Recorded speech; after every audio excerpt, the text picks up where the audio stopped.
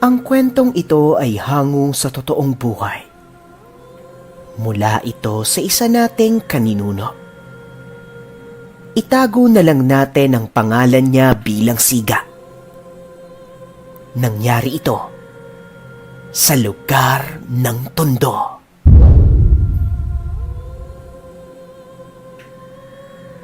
Manang, mukhang marami na po kayong benta. Pengi naman po ako ng palamig. Pag hindi, itataob ko tong paninda nyo. Ay nako! Tigilan mo nga kung bata ka. Ginagaya mo na naman si Siga. Magpalaki ka muna ng kaunti bago mo gayahin yun. Kayang-kaya kitang tirisin. Bakit po? Matapang naman po ako Gulpiin ko pa yung sigang yan Asan ba yun? Oh, bakit hinahanap mo ko? Ha? Anong kailangan mo? Tama ba yung narinig ko? Gugulpihin mo ako? Sige nga! Subukan mo! O hindi kaya, tawagin mo na lang yung tatay mo. Pag-uuntugin ko kayong dalawa. Nyabang mo naman! Porkit malaki yung katawan mo, akala mo kung sino ka. Wala naman akong masamang ginawa Anong wala? Kabata-bata mo pa. Nanginyikil ka na dito sa tindahan. Pag lumaki ka, mas malala ka sigurado. Dapat pinuputol na yung sungay mo habang bata ka pa lang. Apa, mag-intay ka dito. Tatawagin ko yung tatay ko. Huwag kang aalis dyan Ay naku Siga. Dapat hindi mo na lang pinatulan yung batang yun. Pwede ko namang bigyan na lang ng palamig para umalis na lang dito. Hindi naman sobrang sagabal. Mapapaaway ka pa niyan Ayos lang ho yun, Manang. Walang problema. Kapag hinayaan kasi natin yan, pagtagal, hindi na lang palamig ang hihingiin yan sa'yo. Baka umabot pa sa punto na pera na yung hihingiin yan. Saka, sanay naman ako na palaging napapaaway. Yun ang trabaho ko Hindi ko nga din alam kung bakit hanggang ngayon, buhay pa rin ako. Ganito ang setup ng buhay ni Siga. Lalabas ng bahay, mapapaaway, tambay, tapos inuman kasama ang mga kaibigan niya doon sa lugar. Ayon sa tao na ito, hindi naman daw siya nakikipag-away kapag hindi siya ang nauna. Ang problema nga lang, kung maglakad itong si Siga, akala mo siya yung may-ari ng buong lugar. Halos buong daan sakop. Kaya hindi naiiwasan na mabangga niya yung mga kasalubong niya. Dagdag mo pa dyan, yung masama niyang titig. Yung tipong wala ka namang ginagawa, tapos makakasalubong mo siya. Tititigan ka niya sa mata. Tapos kapag hindi ka tumabi, siguradong babanggain ka niya. O di kaya naman, kahit nakaupo lang siya sa isang sulok, lahat ng taong dumadaan, tinititigan niya ng masama. Ay nako Siga! Ayan na nga ba ang sinasabi ko? Meron na namang away. Andyan na yung tatay ng batang kausap mo kanina. Naku Siga huwag niyong idadamay tong mga paninda ko. Kaagad nilapitan nung tatay si Siga at nagtanong kung bakit daw pinahiya yung anak niya. Ang sagot naman ni Siga, Anong pinahiya, Manong? Yang anak mo, kabata-bata pa, Nangingikil na ng pagkain dito sa tindahan. Tapos sabi, gugulpihin daw ako. Pinagsabihan ko lang naman. Kasi mali yung ginagawa niya. Eh kung may problema ka doon, anong gusto mong mangyari ngayon? Ha? Papalag ka ba? Wala nang sabi-sabi. Bumuelo ng suntok yung tatay ng bata. Tinamaan sa muka si Siga. Tapos tumalsik sa tindahan ni Manang. Natumba ang lahat ng paninda. Si Siga naman, natawa pa sa nangyari sa kanya. Kaagad itong tumayo.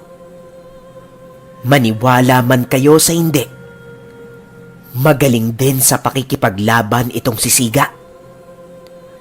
Hindi na nakatama yung tatay nung bata.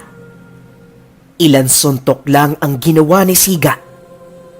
Tapos tumumba na yung tatay. Yun na yun! Ano ba naman yan? Nagpapainit pa lang ako eh. Tapos ka na kaagad. Sige na, Tutoy. Dalhin mo na yung tatay mo. Matulog na lang kayo, saka kumain ng gulay para lumakas naman yung katawan nyong dalawa. Mga lampa! Sige na! Hoy! Siga! Yung paninda ko, paano to? Wala pang ang buena mano. Lugi na! Ayusin mo to. Kung hindi, ikaw ang gugulpin ko. Nako! Patay tayo dyan. Pasensya naman nang. Hindi ko naman ho sinasadya. Nakita niyo po kung paano ko tinulak eh. Ganito na lang po. Babalik na lang ho ako mamaya. Mangiram lang ako ng pera para ipangbayad ko sa'yo. Sandali lang ah. Tatakas dapat si Siga pero pagtakbo niya, meron siyang nabangga. Isang payat na lalaki. Kahit malaki ang katawan ni Siga, siya pa yung tumalsik. Ayan! Karma mo! Sa kasiga-siga mo, tumba ka ngayon. Ano? Nasaan yung pagkasiga mo? Nakahandusay ka dyan sa lupa. Kaagad naman naglakad papalayo yung payat na lalaki. Ni hindi man lang nangingi ng pasensya kay Siga. Hoy! Buto! Bulag ka ba? Wala man lang pasensya. Nakabangga ka oh. Hoy! Buto! Biglang tumigil yung lalaki sa paglalakad niya. Pailalim itong lumingon kay Siga. At nagwika ng, Bakit ako manghihingi ng pasensya? Eh ikaw yung hindi tumitingin sa daan.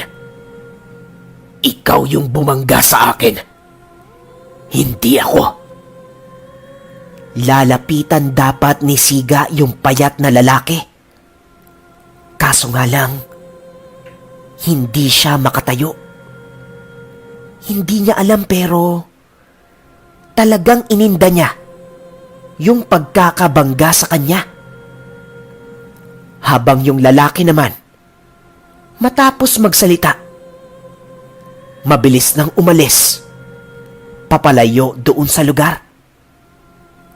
Mabuti na lang, kahit mainit ang ulo sa kanya ni Manang, tinulungan pa rin siya. Oh! Anong nangyari sa'yo? Hindi ka makatayo. Ayos ka lang ba? Hindi ho, Manang eh. Hindi ako maayos. Ang sakit ng likod ko. Malakas ata yung pagkakatama sa akin eh. Ay, nako. Ay, pumarine. Halika, tutulungan kita. Paano naman nangyari yun? Eh, kaliit-liit nung lalaki eh. Ang Ang payat nun! Mas malaki pa yung ginulpi mo! Tapos, bigla kang nagkaganyan ngayon? Siguro, Manang, ngayon lang ako siningil ng katawan ko sa mga naging away ko nung nakaraan. Ngayon lang lumalabas yung sakit. Sino ba yung lalaki na yon? Parang bago lang siya sa lugar natin ah. Bagong lipat ba yon? Napatigil yung pag-uusap nila dahil merong lumapit na isang babae. Nanghihingi ito ng pasensya kasi kapatid niya yung bumangga kay Siga. Meron itong ibinigay na kaunting langis. Ipahid daw yon kung saan masakit para mawala. Matapos nun, umalis din kaagad yung babae. Hindi nakapagsalita si Siga kasi ang ganda daw nung muka ng babae na yon. Bilog na bilog yung mata. Mahaba ang buhok. Morena. At maganda ang katawan. Bigla siyang dinagukan ni Manang kasi naiwang nakatulala si Siga. Hoy! Babae lang pala ang katapat mo! Asa na yung pagkasiga mo? Meme! Amin na nga yung langis. Ilagay natin sa likod mo. Unti lang pala to. Ilalagay ko na ang lahat. Tapos umuwi ka na sa bahay mo. Mamaya, magkaroon ka pa ng kaaway dito. Malasin na naman yung araw ko. Mag-isa na lang sa buhay si Siga. Maaga kasing namatay yung mga magulang niya. At wala rin siyang kapatid. Isang maliit na pwesto lang ang bahay niya doon sa buong lugar. Mula pagkabata, natuto na siyang mamuhay mag-isa. At kung ano-anong paraan ang ginagawa niya para mabuhay. Kumbaga, panahon mismo ang nagtulak sa kanya na kahit sa murang edad, kailangan niya nang tumayo sa sarili niyang mga paa.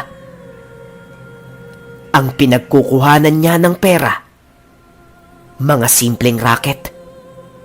Minsan, nanglilimos, nangangalakal, nang buburaot, sideline sa construction.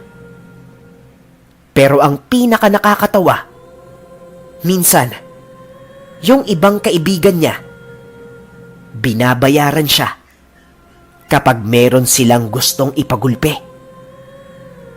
Pero, ang isa sa pinakamalaking pinagkukunan niya ng pera ay ang pustahan sa suntukan. Simple lang ang rules ng laro.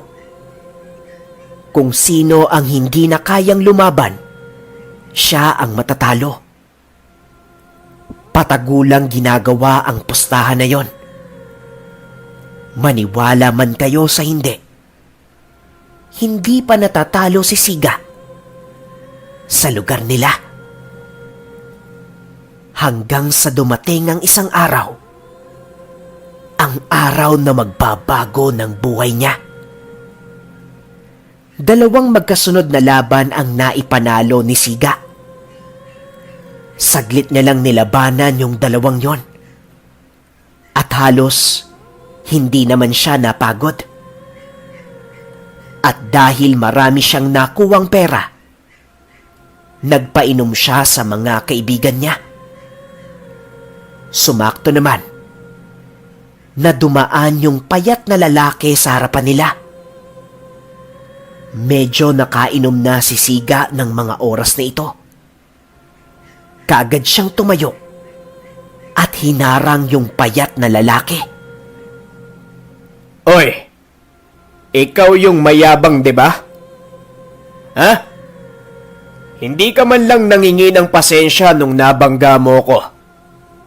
Mga pre, mayabang to eh. Akala mo kung sino. Kabago-bago lang naman dito. Sige! Siga! Gulpin mo! Sapakin mo sa lungs! Sipain mo yung heartbeat! Sige! Gulpin mo na yan! Masakit lang yung katawan ko nun eh. Kaya hindi ako kaagad nakatayo. Pero ngayon wala na. Pasalamat ka. Maganda yung kapatid mo. Siya yung nangingi ng pasensya para sa'yo. Kapag naulit pa yun, hindi na kita papalagpasin. Sige na! Umalis ka na! Bago pa kita sapakin! Biglang tumitig ng masama yung lalaki kay Siga. Dahan-dahan nitong nilapit yung mukha niya at nagwika ng, "Ano? Yung babaeng kapatid ko? Nakausap mo?" Hindi makakilos si Siga ng mga oras na ito. At hirap na hirap din siyang magsalita. Aray ko, bakit ang sakit bigla ng katawan ko? Oo, yung kapatid mo, nanghingi ng pasensya para sa'yo. Aray ko, sumakit yung balikat ko. Biglang ngumiti yung lalaki. Kasabay nun, nakakilos na din si Siga. "Sige, pasensya ka na sa pagkakabangga ko sa'yo. Kung gusto mong bumisita sa bahay namin, pwede. Para makabawi naman ako sa'yo." Matapos magsalita nung lalaki, hindi nawala yung sakit ng katawan ni Siga. Kaya umuwi na siya ng bahay para makapagpahinga. Naninibago siya kasi kalimitan kapag lasing siya, pagka-uwi niya ng bahay, bagsak kaagad siya sa kama. Pero ngayon, kahit masakit pa yung katawan niya, hirap na hirap siyang matulog. Tagaktak ang pawis ni Siga. Sobrang maalinsangan yung pakiramdam niya. Binuksan ni Siga yung pintuan para makapasok yung hangin. Kaso nga lang, pagkabukas niya nun, mabahong amoy ang sumalubong sa kanya. Nagmumula sa patay na daga na nakalagay mismo sa harapan ng pintuan niya. Gabi na ng mga oras na ito. Anak ng pot! Sinong naglagay nito? Kaya naman palang baho. Hindi ako makatulog. Kapag nalaman ko kung sino yung naglagay nito, ipapakain ko sa inyo yung daga. Tandaan nyo yan! Maya-maya pa, paglingon niya sa bandang kanan, isang malaking aso ang nakita niya. Nakatitig ito sa kanya. Pulang-pula ang mga mata. Nakabuka ang bibig. Matalas ang pangil. At tumutulo yung laway sa lupa. Patakbo itong lumapit kay Siga. Hindi na naman siya nakakilos ng mga oras na yon. Napapikit na lang siya nung biglang tumalon yung aso papalapit sa kanya. Pero bigla na lang yon nawala. Takang-taka si Siga kung ano ang nangyari. Kaagad niyang sinara yung pinto. Nagtalokbong ng kumot habang nanginginig sa takot. Kinabukasan ng umaga, pagsikat ng araw, mga katok sa pintuan ang gumising sa kanya. Nabigla siya kasi naroon yung payat na lalaki. Magandang umaga. Meron palang pinapaabot yung kapatid ko. Eto mo, pagkain. At kung may oras ka daw, pwede kang bumisita sa bahay namin. Salamat pre nga pala, ano palang pangalan mo? Hindi ko pa kasi alam eh. Tawagin mo na lang akong Lim. O sige, maraming salamat paring Lim. Pasabi sa kapatid mo, salamat din ha. Ano palang pangalan niya? Erika. Erika ang pangalan ng kapatid ko. Sige na. Mauuna na ako sa'yo. Sige, paring Lim. Mag-iingat ka ha. Oy, salamat. Pagkatingin ni Siga doon sa pagkain, kaagad niyang nilantakan yon kasi karne. Tapos merong kaunting gulay. Ayon sa kanya, sobrang sarap daw ng pagkakaluto. Unang beses niyang matikman yung ganong klaseng pagkain sa buong buhay niya. Saktong-sakto daw na nakakain siya ng ganon dahil dagdag enerhiya para sa pustahan ng suntukan mamayang hapon. Walang tinira si Siga doon sa pagkain. Inubos niya ang lahat.